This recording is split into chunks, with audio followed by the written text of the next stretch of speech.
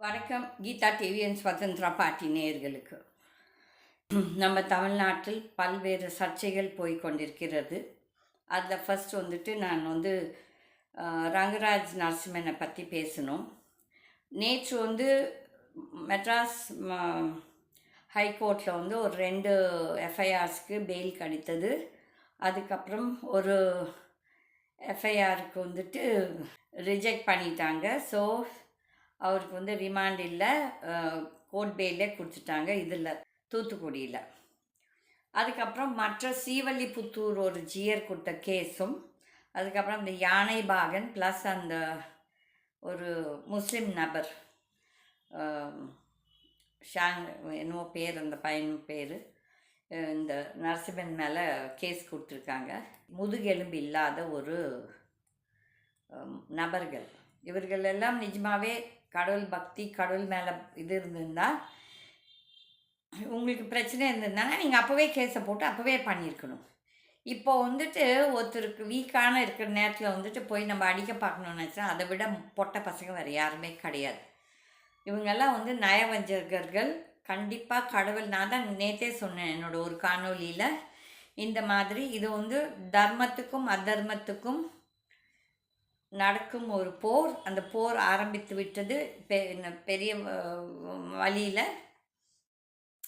உதயநிதி போன வாரத்துலேருந்து இந்த ரங்கராஜன் நரசிம்மன் மேலே இவ்வளோ கேஸு போடுறதுக்கு நிஜமாகவே ஒரு இட்ஸ் ஷேம்லெஸ் ஆக்சுவலி. அந்த பையனுக்கு என்ன யார் அட்வைஸ் கொடுக்குறாங்களோ எனக்கு தெரியாது. இது உனக்கு விநாச கால விபரீத புத்தி. இந்த விநாச காலத்தில் உங்களுக்கு அந்த ஆட்சி பதவியில் அந்த போதை அந்த இதில் நீங்கள் தான் ஆட்டம் போடுறீங்க. ஆனால் கடவுளோட அடி கம்மியாக இருக்காது. நீ சொல்கிறல நான் கிறிஸ்டின், அந்த ஜீசஸும் ஒரு கடவுள், அந்த ஜீசஸும் உன்னை கண்டிப்பாக தண்டிப்பார். நீ நான் கிறிஸ்டின் சொல்கிறதால உனக்கு தண்டனை கிடையாதுன்னு கிடையாது. நீ செய்தது நீ அவங்ககிட்ட மன்னிப்பு கேட்டியோ கேட்கலையோ அது யாருக்குமே உன் மனசாட்சி, அந்த 3 பேர் உங்கள் அம்மா ஒரு சாட்சி. நீங்கள் உண்மை பேசுகிறீங்களோ பொய் பேசுகிறீங்களோ அது உங்கள் பிரச்சனை. ஆனால் செய்து விட்டு செய்யலை என்று சொல்கிறீங்க பாருங்கள், அதுக்கு பெரிய தண்டனை இருக்குது. இந்த மாதிரி செய்யறதால மட்டும் உங்களோட அந்த தமிழில் உங்களை பழிச்சிட்டாங்கன்னு சொல்கிறீங்க பாருங்கள், அது போயிடாது. கண்டிப்பாக 10-100 மடங்கு ஜாஸ்தி ஆக போகுது நீங்கள் இப்போ செய்கிற காரியங்களை. அதே முதல் இது இப்போது அண்ணா யூனிவர்சிட்டியோட ராமாயணம் உங்களுக்கு வந்துருச்சு. இப்போ அந்த அண்ணா யூனிவர்சிட்டி இப்போ இந்த ரங்கராஜ் நரசிம்மன் மேலே, அண்ணா யூனிவர்சிட்டி நெக்ஸ்ட் பேசுகிறேன், ரங்கராஜ் நரசிம்மன் மேலே இன்னும் ஒரு 2-3 எஃப்ஐஆர்ஸ் போட்டிருக்காங்க. கோர்ட்டில் இருக்க எல்லா நீதிபதிகளும் கண்ணை மூடிக்கொண்டு இல்லை. நிறைய நீதிபதிகள் நேர்மையானவர்கள் இருக்கிறார்கள். அதுக்கு தான் இன்னும் நம்மளுக்கு கடவுள் அந்த மலை கொடுக்குறாருன்னா இன்னும் நல்லவர்கள் இருக்கிறார்கள் பல்வேறு இடத்துல. அப்போ கண்டிப்பாக நீதிபதிகளும் பார்ப்பாங்க நீங்கள் பண்ணுற அக்கிரமத்தை. இதை நாங்கள் கண்டிப்பாக, நான் மற்றவங்க பற்றி எனக்கு தெரியாது, இந்த யார் இந்த ஜாதி ரீதியாக அது யாராக இருக்கட்டும், மேல் ஜாதியோ கீழ் ஜாதியோ, ஒருத்தரை ஏசிக்கிட்டு அசிங்கமாக பேசிட்டு, அது இந்த ஊடகங்கள், ஒரு சில ஊடகங்கள் அவங்கெல்லாம் இங்கே மக்களுக்கு நல்லது பேசுறதுக்கு இருக்காங்களோ இல்லையோ, இந்த அசிங்கமான லாங்குவேஜ், அசிங்கமான பேச்சு, இது எல்லாத்தையும் கேள்வி கேட்குறதுக்கு நான் கண்டிப்பாக ஒரு கேஸ் போடவே தான் போகிறேன். இது நீதிபதிகளும் இதுக்கு ஒரு கண்டிப்பாக ஒரு பாடம் கற்றுக் கொடுக்கணும். என்னென்னா இப்படியே அசிங்கமாக இப்போ நான் அந்த பேச்செல்லாம் பேசுகிறேன், எங்கள் மேலே எஃப்ஐஆர் போட்டுருவீங்க இல்லையா. நாங்கள் எப்பவும் கெட்ட வார்த்தைலாம் பேசுறதில்ல. ஆனால் இப்போ இவங்க பேசுகிற வார்த்தைகள் எப்படி எவ்வளோ கொச்சையாக இருக்குதுன்னா அவ்வளோ அசிங்கமாக இருக்குது. அதனால் நீங்கள் நினச்சிக்க வேணாம். இப்போ ரங்கராஜன் நரசிம்மன் ஒரு நாள் சிவகாசி கூப்பிட்டு போகிறது, ஒரு நாள் சிவகங்கை கூப்பிட்டு போகிறது, ஒரு நாள் தூத்துக்குடி கூப்பிட்டு போகிறது, மெட்ராஸ், அந்த பாவத்தை எல்லாம் 10-100 மடங்கு அவர் சபிக்கிறாரோ இல்லையோ, நான் சபிக்கிறேன். அவர் இந்த கேஸில், அந்த first case of Sriperumbudur Jeeyar, அவர் செய்தது தவறு கிடையாது. ஜியரும் அதை மறக்கலை. அவர் அதை ஒப்போஸ் பண்ணல. அவர் ஆமாம் தான் சொன்னார். அதில் நீங்கள் அந்த ஜியரை மிரட்டி வற்புறுத்தி கேஸை போட வச்சுருக்கீங்க. அதில் அந்த ஜியர் மேலே நம்ம கோவப்பட வேண்டியது என்னென்னா, ஏன் இப்படி ஒரு பயந்தாங்குழியாக இருக்கிறான்னு சொல்லி அவ்வளோதான் நம்ம சொல்ல முடியும். ஆனால் இந்த கடவுள்னு ஒருத்தர் இருந்தால், அந்த சக்தி என்று ஒன்று இருந்தால், கண்டிப்பாக அதுக்கு இந்த ஆட்சியாளர்கள் பதில் சொல்லியே தீரணும்.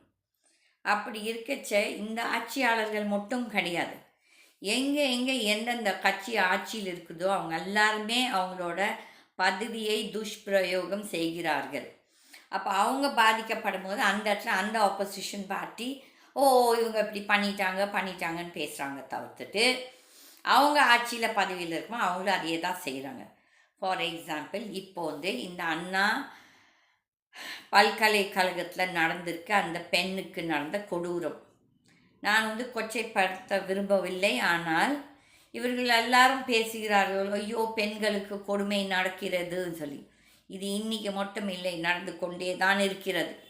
1982 கோயம்புத்தூரில் 5 குழந்தைகள், ஆல் 5 to 6, 7 years குழந்தைகள் ஒரே ஆளால் கற்பழிக்கப்பட்டார்கள். ஓகே, அப்போ அந்த மிச்ச 4 குழந்தைங்களோட அம்மா அப்பா ஐயோ நாளைக்கு நம்ம குழந்தையோட ஃப்யூச்சர் என்ன ஆகிடுமோ ஆகியால் அதுக்குன்னு சொல்லிட்டு கேஸை கொடுக்கலன்னா ஒரே ஒரு பெண்ணோட அம்மா மட்டும் கேஸை கொடுத்தாங்க. அதுக்கு நான் தான் சீஃப் விட்னஸ், அந்த கேஸ்க்கு நான் ஆஜரானேன். அப்போ எந்த ஒரு பெண்கள் கூட்டமோ எந்த ஒரு கட்சியோ எங்களுக்கு சப்போர்ட் கொடுக்கல.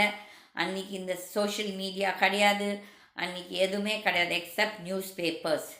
அப்போ அந்த நியூஸ் பேப்பர்ஸ் பெருசாக போட்டாங்க. நான் அது என்ன சொல்கிறது, ஒரு பப்ளிசிட்டிக்காகவோ எதுக்காகவோ நான் போகலை. ஆனால் ஒரு சின்ன குழந்தை 5 வயசு குழந்தையாக கற்பழிச்சிருக்கானா, பலாத்காரம் பண்ணியிருக்கிறான்னா அவன் எப்பேற்பட்ட ஒரு கொடூரக்காரனாக இருப்பான். அதுவும் அவன் ஒரு கட்சி இல்லை ஒரு மெம்பர். அன்றைக்கு நான் இப்போ அந்த கட்சியை பற்றியெல்லாம் பேச எனக்கு தேவையில்லை. ஆனால் அதுக்கு ஒரு பெரிய கட்சியிலேருந்து ஒருத்தர் வக்கீல் அவருக்கு ஆஜர் ஆகிறார். அதுக்கப்புறம் அவர் இன்றைக்கி இருக்க ஒரு பெரிய கட்சியில், இன்றைக்கி அவர் ஆளும் கட்சியில் அவர் மெம்பராக இருந்தால் அவர் இறந்தும் போயிட்டார்.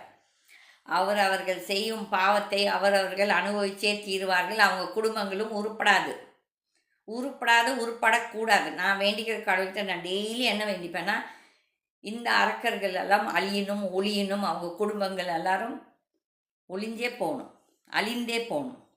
நீங்கள் நினைக்கலாம் என்னடா கீதம்மா இப்படி பேசுகிறாங்கன்னா, அப்படி தான். ஏனென்றால் எல்லாரும் சொல்கிறாங்க, ஏன் அந்த பொண்ணு கேஸை கோர்ட் இன்னும் எந்த கோர்ட்டுக்கும் போய் நீதி எவர் டைம்லி நீதி கிடைக்காது. அந்த நிர்பயா டெல்லி கேஸு கூட அந்த பொண்ணுக்கு நீதியே கிடைக்கல. அந்த பொண்ணு இறந்து போயாச்சு. அவங்க அம்மா பட்ட கஷ்டம், I appreciate the mother, I really support her in all thing and மனசார. ஆனால் இன்றைக்கி எல்லாரும் பெரிய ஒரு ட்ராமா போடுறாங்க, எப்படி எஃப்ஐஆரை வெளியிட்டாங்கன்ட்டு. இப்போ எங்களுக்கும் டெய்லி ஏதோ ஒரு கேஸ் நடந்துட்டு தான் இருக்குது.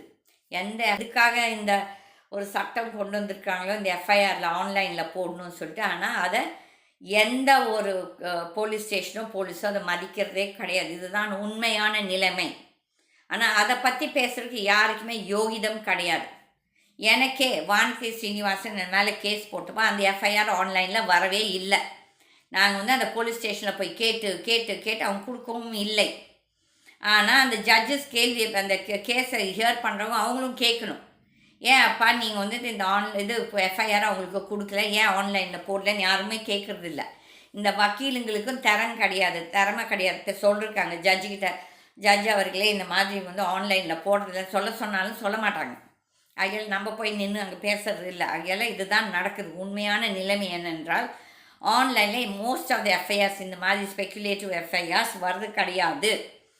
இந்த போலீஸ் அவங்கள ஹாரஸ் பண்ணுறதுக்குன்னு இந்த எஃப்ஐஆர் போட மாட்டாங்க. ஏன்னா அப்போ அந்த எஃப்ஐஆர் இல்லாமல் நம்ம ஏபி எடுக்க முடியாது, பெயில் எதுவுமே எடுக்க. கொடுமைப்படுத்துறது அவங்க நினச்சிக்கிறாங்க, இதால் அவங்க தப்பிச்சுக்கலாம். நோ, இந்த பாவத்தை எல்லோருமே அந்த ஆட்சியாளர்கள் யாராக இருக்கட்டும், கட்சியோ ஆட்சியோ போலீஸோ இந்த ஜட்ஜஸ் யார் இதை என்டர்டெயின் பண்ணுறாங்களோ எல்லாருமே தவறு தான். Is my experience. ஓகே, அதுக்கப்புறம் ஒரு எஃப்ஐஆர் மேலே போட்டாங்க 2022. அதுலேயும் இப்படி தான் ஆன்லைனில் அது போடல அந்த எஃப்ஐஆர். ஆனாலும் நான் எப்பவும் நம்புறது இந்த நீதிமன்றங்கள் இன்றைக்கு நம்மளுக்காக இருக்கிறது. ஆனால் அதில் நீதி வழங்கப்படுதானா என்னை பொறுத்த வரையிலையும் ஒரு சிலர் இன்சிடென்சஸ் தவிர்த்து most of the time justice is delayed. Justice delayed is justice denied. அதே மாதிரி அவங்க சொல்கிறாங்க jail is an option, bail is சொன்னால் அந்த எந்த ஒரு கோர்ட்லேயும் எஸ்பெஷலி இந்த கீழ் கோர்ட், ஃபார் எக்ஸாம்பிள் ரங்கராஜனோட கேஸ்லேயே, நரசிம்மன் கேஸ்லேயே நேற்று லாஸ்ட் வீக் சைதாப்பேட் கோர்ட்டில் வந்து அந்த ஜட்ஜ் மேஜிஸ்ட்ரேட் கொடுத்துருக்கலாம் அந்த bail. But he was biased. ஏன்னா அவர் ஒரு வர்க்கத்தை சேர்ந்தவர். இந்த வர்க்கத்துக்கு இந்த வர்க்கத்துக்கும் சண்டை நடக்கிறதால அப்பாவி. நான் இப்போது சொல்கிறேன், Rangarajan is not a BJP person. அவர் பிஜேபி கட்சியிலையும் இல்லை. ஆனால் ஒரு சிலர் தேவையில்லாமல் தப்பாக பரப்புகிறார்கள். அதே மாதிரி ஒரு சில ஊடகங்கள் இந்த பிராமின்ஸை வந்து கொச்சைப்படுத்துவது நல்லது கிடையாது. அதே பிராமின்ஸ் அசோசியேஷனில் இருக்க ஒரு சில தலைவர்களும் அந்த பட்டியலினம் பேசுவதும் தவறு. திருப்பி இந்த ரேப்புக்கே வரலாம். அந்த பெண்மணி வந்து இப்போ தைரியமாக சொல்லியிருக்கிறாங்க இப்படி அப்படின்னு ஒரு சிலர் பெருமை பீத்துறாங்க. எஸ்எஃப்ஐ வந்து நின்றுச்சு. இன்றைக்கி எஸ்எஃப்ஐ வந்து நிற்குது. இன்றைக்கி எல்லோரும் ட்ராமா போடுவாங்க. இன்றைக்கி எல்லாம் ஒரு பரபரப்பாக பேசுவாங்க. எல்லா ஊடகங்களும் பேசுவேன். ஏன்னா அவங்களுக்கு ஒரு டிஆர்பி வரும், அவனுக்கு சம்பாதிக்கிறதுக்கு. Most of the channels 99% of the YouTube channels as well as popular channels இந்த இங்கிலீஷ் தமிழ் எல்லாமே யாருமே நேர்மைக்கோ நியாயத்துக்காக பாடுபடுவது கிடையாது. எல்லாருமே அந்த ஒரு நாள் கூத்துக்கு அவங்க சம்பாதிக்க வேண்டிய ஒரு சில்லற காசுக்காக அப்படியே பரபரப்பாக ஏதோ பேசுவாங்க. ஆனால் ஒருத்தன் சொல்கிறான், இந்த யூடியூப் ப்ரூட்டஸ்ன்னு ஒரு பக்கம் நியாயமாக பேசுகிறான், ஒரு பக்கம் ஐயோ பெண்களே இப்படிலாம் நடந்தால் உன்னோட மைண்ட் எப்படி இருக்கும்? உங்கள் வீட்டில் யாரும் ஒரு பொண்ணுக்கு நடந்தால் அதே மைண்ட் தான் எல்லாத்துக்கும் இருக்கும் அவங்கவுங்க வீட்டில். எனக்கு நடக்காட்டியும் ஒன்றும் இல்லை. எனக்கு ரத்தம் கொட்டினான்னா அது வந்து இன்னொருத்தனுக்கு கொட்டினான்னா நீங்கள் சொல்லுவீங்க டொமேட்டோ சாஸ், எனக்கு கொட்டினான்னா அது ரத்தம்னு சொல்லிட்டு. அது கிடையாது. மோஸ்ட் ஆஃப் தீஸ் சேனல்ஸ் வந்து இந்த டிஎம்கே பேக் சேனல்ஸ் ரபிஷ் பேசுகிறாங்க. தப்பு யார் பண்ணாலும் தப்பு தான். இந்த அதிமுகக்காரன் இன்றைக்கி அவன் ட்ராமா போடுறான். அவன் ஆட்சி காலத்தில் அந்த பொள்ளாச்சியில் அந்த பொண்ணு அண்ணா அண்ணா அண்ணான்னு கதறுது. அன்றைக்கி அந்த அயோக்கியர் அரக்கர்கள் ஒன்றும் செய்யலை. அப்போ அவங்களுக்கு சப்போர்ட் யாரெல்லாம்? பாமக, பிஜேபி, இவனுங்க எல்லாம் இந்த கட்சியெல்லாம். ஏன்னா எலெக்ஷன் 2019 எலெக்ஷனுக்கு அவங்கெல்லாம் அலையன்ஸ் பார்ட்னர்ஸ். அப்போ ஒருத்தன் ஒரு வாய் திறக்கலை. இன்றைக்கி என்னமோ அண்ணாமலை குதிக்குது. நான் செருப்பை போட மாட்டேன், சாட்டை அடிச்சு கூட சாட்டை வச்சு நாங்கள் எல்லோரும் பார்க்குறோம். நானே வந்து சாட்டை வச்சு உனக்கு அடிக்கிறவா, ஒன்றும் தப்பில்லை. ஒரு பெண்ணுக்காக நீ செய்கிறேன்னு சொல்கிறேன், நான் ரொம்ப சந்தோஷம். ஆனால் இந்த ட்ராமாலாம் போடாத. ஏன்னா உன் கட்சியில் ஒரு அயோக்கிய எம்பி அந்த இது ஸ்போர்ட்ஸ் விமென்னை டெல்லியில் அந்த பிள்ளைங்கள்லாம் அவ்வளோ டெல்லியில் அந்த குளிரில் உட்கார்ந்தாங்க.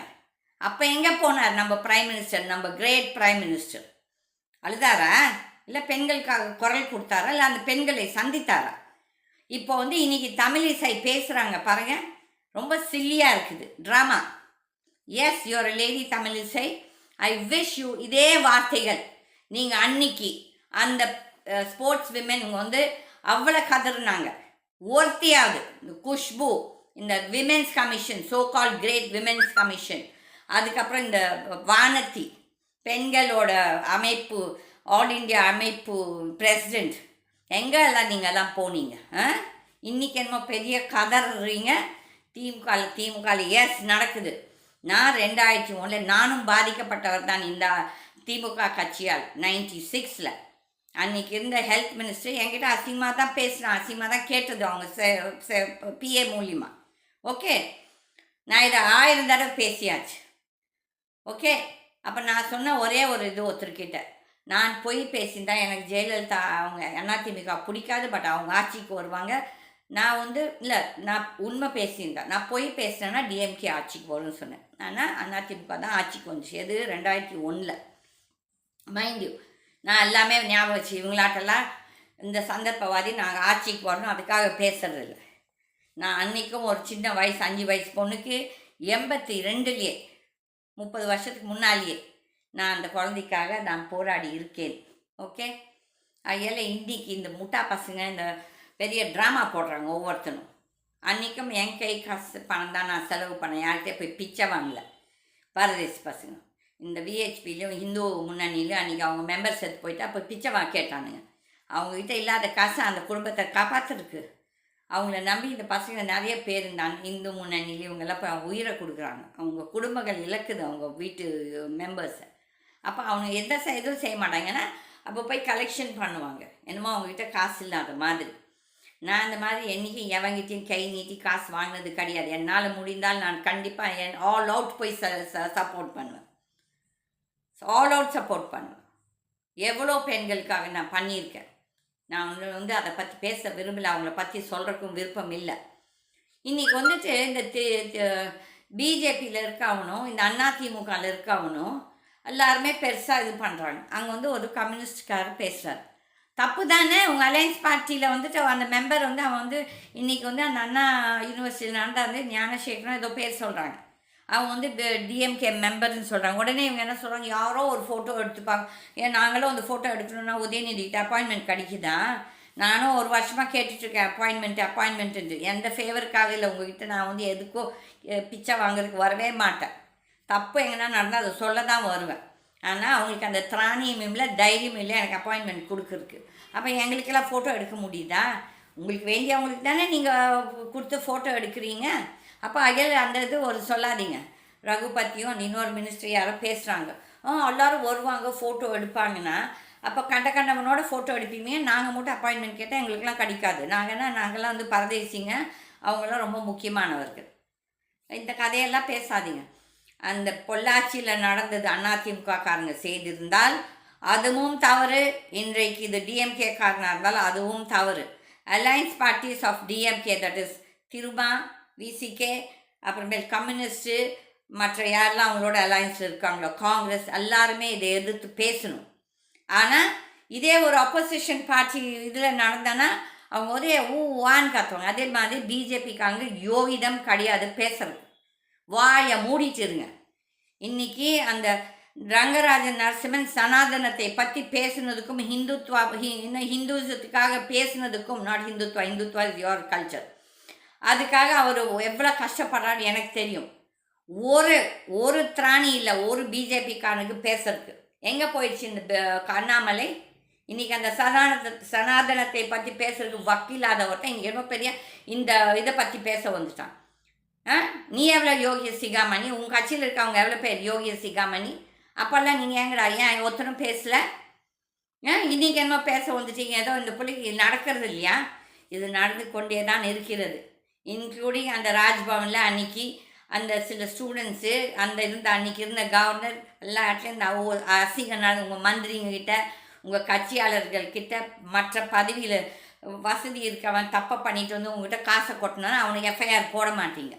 ஓகே, நாங்கள் ஒன்றும் எதிர்த்து பேசுகிறவங்கள மட்டும் எங்கள் மேலே உடனே எஃப்ஐஆர் போட்டுருவீங்க. நாங்கள் எதுக்கு பேசுகிறோம்? நீங்கள் ஊழல் பண்ணுறதால தான் நாங்கள் பேசுகிறோம். நீங்கள் கற்பழிக்கிறதால தான் நாங்கள் பேசுகிறோம். நீங்கள் தவறுகள் செய்ததால் தானே நாங்கள் பேசுகிறோம்.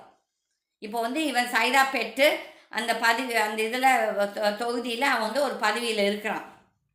இந்த மாசு அவர் என்ன பண்ணுறாரு? மந்திரி. ஏன் இப்போ இந்த உதயநிதியை ஒரு வார்த்தை பேசலை? ரங்கராஜன் மேலே கேஸ் போட தெரிஞ்சிச்சுல இந்த போலீஸ்க்கெல்லாம். சைபர் இது இப்போ எவ்வளோ அயோக்கியத்தன்மை, எவ்வளோ அசிங்கமாக இந்த யூடியூப்காரங்க பேசுகிறாங்க. என்ன வார்த்தைகள். அதே மாதிரி அந்த நிர்மலா பெரியசாமியை பற்றி அந்த ஒரு ஊடகத்தில் அசிங்கமாக பேசுகிறாங்க. அந்த மாதிரி கொஞ்சம் அறிவு இருக்கணும். இந்த பொள்ளாச்சி தப்பு நடந்தப்போ நீங்களாம் பேசுனீங்களா? பேசலை. உடனே இப்போ வந்து ஆட்சி இதுன்னா இது தப்பு. எங்கள் பெண்களுக்கு தப்புன்னு நடந்திருந்தாலும் இர்ரெஸ்பெக்டிவ் ஆஃப் த பார்ட்டி, அது ஏன் பார்ட்டியாக இருந்தாலும் தப்பு தான். அந்த சிவன் தப்பு பண்ணியிருந்தாலும் குற்றமே. அப்படி இல்லாமல் நம்ம பெரிய எல்லாம் யோகிய சிகாமணியமாக ஒவ்வொருத்தன் வந்து டிவியில் வந்து ஒவ்வொருத்தன் கதை பேசிகிட்டு இருக்கான். பொம்பளைங்களும் ஆம்பளைங்களும் இந்த கட்சி ரீதியாக பேசுகிறவங்களால தூக்கி எங்கன்னா தூக்கி எறியணும் கடலுக்குள்ளார. எனக்கு வர்றது ஆத்திரத்துக்கு. இவங்கெல்லாம் அழியணும். நான் வந்துட்டு கோர்ட்டெல்லாம் ஓடி மேலே போகிறதா இல்லை. ஏன்னா வேஸ்ட் ஆஃப் டைம். நம்மளுக்கு பிளட் ப்ரெஷர் தான் ஏறிடும் அந்த கோர்ட்டில் போய் உட்காந்தானா. அங்கே நடக்கிற ப்ரொசீடிங்ஸ் பார்த்தா நம்மளுக்கு பிளட் ப்ரெஷர் வந்துடும். இல்லாதவனுக்கு பிளட் ப்ரெஷர் வந்துடும். ஆகல ஒரு கோர்ட் இருக்குது, நான் நம்பும் அந்த கடவுள் கோர்ட். அந்த கோர்ட்டில் கண்டிப்பாக தண்டனை கிடைக்கும். இன்றைக்கி பாருங்கள், உதயநிதிக்கு பிடிச்சிக்கிச்சு பாருங்கள் இந்த பிரச்சனை. இதை அப்படியே மூடி மறைச்சிருவாங்க. பாவம் அந்த பெண்கள், பாதிக்கப்பட்ட பெண்கள். இப்போ என்ன சொல்கிறாங்க, ஒரு ஆசிரியர். இது நடந்து கொண்டு தான் இருக்கிறது. இந்த பெரிய மேனேஜ்மெண்ட்ஸ், பெரிய காலேஜஸ், ப்ரைவேட் காலேஜஸ், அவங்களே எனக்கு நடந்தப்போ, என் பிரச்சனை நடந்தப்போ எனக்கே ஒரு ப்ரைவேட் காலேஜில் ஃபோன் பண்ணி, இதான் நாங்கள் எல்லாரும் மந்திரிங்களுக்கு பொம்பளை சப்ளை பண்ணுறதா, நீ எதுக்கு அது ஒரு பெரிய இஷ்யூ பண்ணுறேன்னு சொல்லி தான் என்ன பேசுகிறாங்க தவிர்த்துட்டு, என்னோட யார் நின்று ஐயோ கீதா நீ நல்லதுக்காக போராடுறேன்னு சொல்லி ஒரு ஒரு ஒரு சனியம் கூட, ஒரு பிசாசு கூட எனக்கு வந்து சப்போர்ட் கொடுக்குது. இதுதான் உலகம். ஆகையால் இப்போ பேசுகிறவங்க யாருக்குமே திராணி இல்லை பேசுறதுக்கு. விச்சவ பார்ட்டி எனக்கு இருக்குது, ரைட், ஐ வில் டாக். 82 அன்றைக்கி நான் ஐ வாஸ் சொல்லி hardly, I was very young, நான் ரொம்ப சின்ன பொண்ணு அன்றைக்கி. தைரியமாக நின்னேன். போலீஸ் மிரட்டல் இது எல்லாமே எதுக்குமே நான் பயந்துக்கலாம். அன்றைக்கி நான் அரசியலையும் இல்லை. எனக்கு எங்கே தப்பு நடந்தாலும் நான் வந்து அது தப்புன்னு சொல்லுவேன், தட்டுவேன், தட்டி கேட்பேன். அது நாளைக்கு என் பிள்ளையாக இருந்தாலும் சரி, நானாக இருந்தாலும் சரி, தப்பு தான். ஆனால் எங்கள் மாதிரி அவர்கள் நேர்மையாக இருக்கவங்களுக்கு எப்பவும் எங்களுக்கு எப்படியோ சோதனை வரும்.